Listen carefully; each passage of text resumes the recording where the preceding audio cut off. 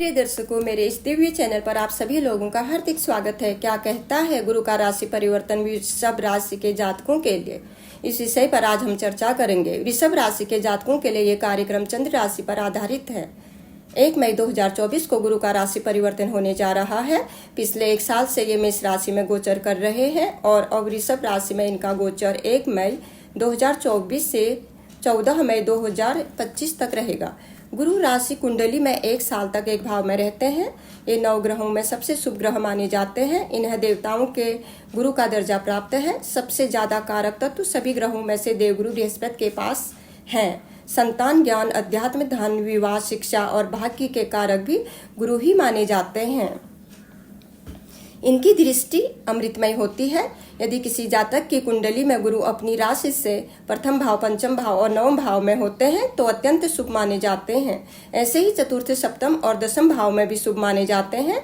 अपनी राशि से छठे, 8वें और 12वें भाव में थोड़ा कष्टकारी माने जाते हैं, क्योंकि इन भाव में जातक को स्वास्थ्य संबंधी परेशानियां लगी रहती हैं।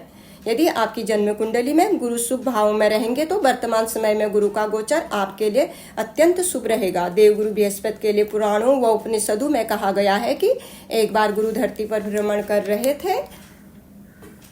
कई स्थानों पर उन्होंने देखा कि धरती पर लोग परेशानियों से जूझ रहे हैं। देवगुरु के हृदय में इन लोगों के लिए करुणा जागी तो वे इनकी सहायता करने के लिए विष्णु भगवान के पास गए और उनसे विनती की, प्रभु आप मुझे कुछ ऐसा वरदान दें कि मैं धरती के लोगों का मार्गदर्शन कर सकूं।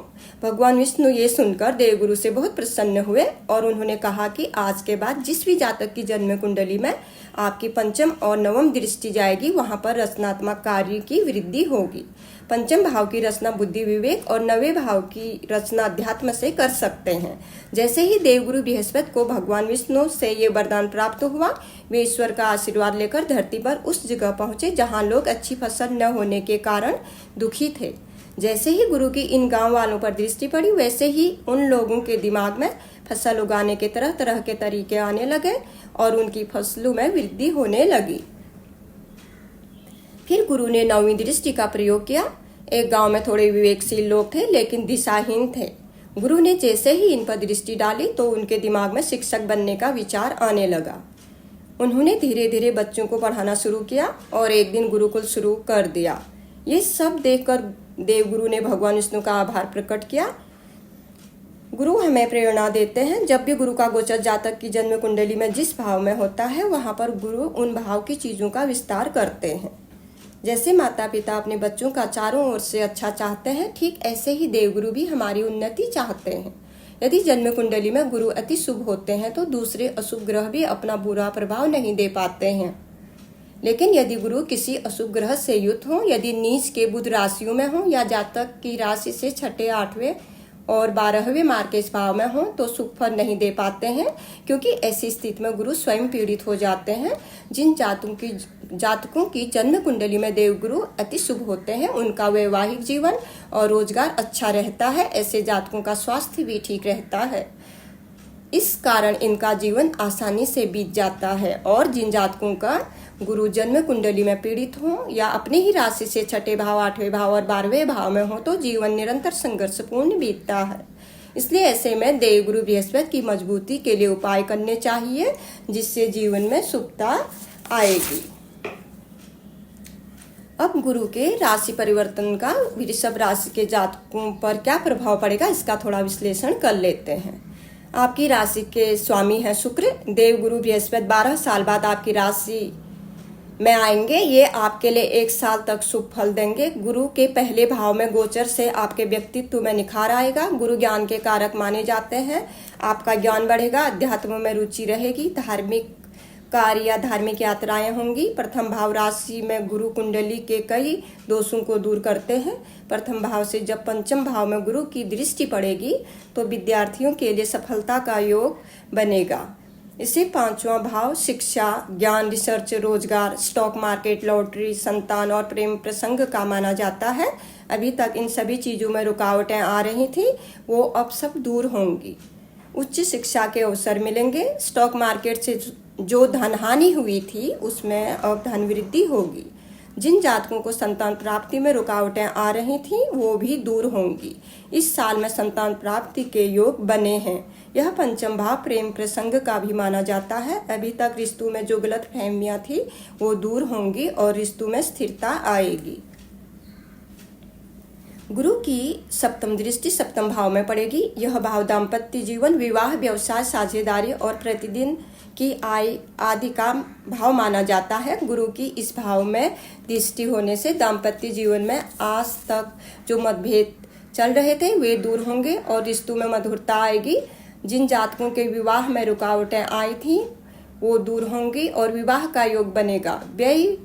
व्यवसाय में विस्तार होगा और साझेदारी में जो परेशानियां चल रही थी वो अब दूर होंगी। प्रतिदिन की आय में वृद्धि होगी। व्यापार की दृष्टि से यह साल बहुत अच्छा रहेगा। गुरु की 9वीं दृष्टि त्रिकोण भाग्य भाव में पड़ेगी और भाग्य के कारक भी गुरु हैं। यह भाव भाग्य, अध्यात्म और पिता का माना जाता है। आज तक पिता के स्वास्थ्य, रोजगार या व्यवसाय के लिए जो चिंता बनी हुई थी वो दूर होगी। पिता और गुरुजनों की सेवा का अवसर प्राप्त होगा। धार्मिक आयोजन होंगे। अष्टम भाव के स्वामी भी गुरु हैं, इसलिए वाहन यदि चलाते हैं तो थोड़ा सावधानी रखें। और वृषभ राशि में गुरु का गोचर होने से मोटापे का शिकार हो सकते हैं, क्योंकि काल पुरुष कुंडली के अनुसार वृषभ राशि द्वितीय भाव में आती है। यह भाव वाणी के साथ साथ भोजन का भी माना जाता है, इसलिए खान पीन में ध्यान रखें। कुल मिलाकर गुरु का राशि परिवर्तन वृषभ राशि के जातकों के लिए पूरा साल शानदार रहेगा। अब अंत में थोड़े उपायों की बात कर लेते हैं। यदि आपकी जन्म पत्रिका में गुरु आपकी राशि से छठे, 8वें और 12वें भाव में हो, या राहु से युत हो, या बुध की राशि में हो, तो गुरुवार को पीले वस्त्र धारण करें। माथे पर केसर का तिलक लगाएं। पिता और गुरु की सेवा करें। इनका आशीर्वाद लें, जिससे आपके कार्य सफल होंगे। गुरुवार के दिन गाय को केला खिलाएं। अपने मन को एकाग्र करने के लिए ध्यान करें। देवगुरु बृहस्पति का एक अचूक उपाय है जो बहुत ही प्रभावशाली है। यदि आप इस उपाय को करना चाहते हैं तो इसे हर गुरुवार करें।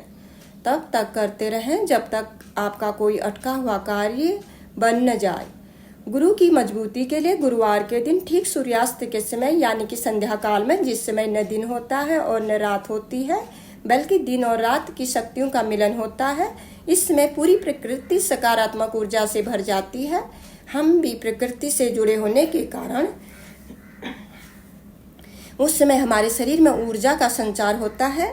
हमारे मन के भाव शांत होते हैं। ठीक ऐसे संध्या काल में अपने मन के भावों को शुद्ध रखते हुए घी या तिल के तेल का दीपक केले के पेड़ के सामने जलाएं। दिए को चावल के ऊपर रखें। दीप का मुंह सुविधा अनुसार पूर्व, पश्चिम, उत्तर कहीं भी रख सकते हैं। अपना मुंह भी इन्हीं दिशाओं में रखें। दक्षिण दिशा छोड़ दें। दीपक जलाने के बाद इसे प्रणाम करें। अपने मन में अपनी परेशानी की मुक्ति के लिए मैंने ये दीप प्रज्वलित किया है ऐसे भाव बनाए रखें। थोड़ी देर दीपक को देखते हुए शांत बैठ जाएं। जब दीपक की रोशनी केले के पेड़ से टकराकर अपने तक आते हुए दिखे तब आनंदित भाव से ओम श्री गुरुवे नमः का एक माला जप करें। जब समाप्त हो जाने पर शांत बैठ जाएं। उस समय जितनी भी सकारात्मक ऊर्जा है वो आपके पास स्थिर होने लगेगी। इसके बाद केले के पेड़ को प्रणाम करते हुए देवगुरु बृहस्पति और भगवान विष्णु को भी प्रणाम कर लें और उनका आभार व्यक्त करते हुए मन में धन्यवाद के भाव लाएं और सही गलत कम ज़्यादा जो भी हुआ उसके लिए क्षमा याचना कर लें और अपने घर सकारात्मक ऊर्जा के साथ वापस आ जाएं। ऐसा करने से आपकी सभी परेशानियां दूर होंगी और ईश्वर की कृपा से आपकी सभी इच्छाएं पूर्ण होंगी। प्रिय दर्शकों, यदि वीडियो पसंद आई हो तो चैनल को जरूर सब्सक्राइब करें। वीडियो को ध्यान से सुनने के लिए तहे दिल से आप सभी लोगों का धन्यवाद।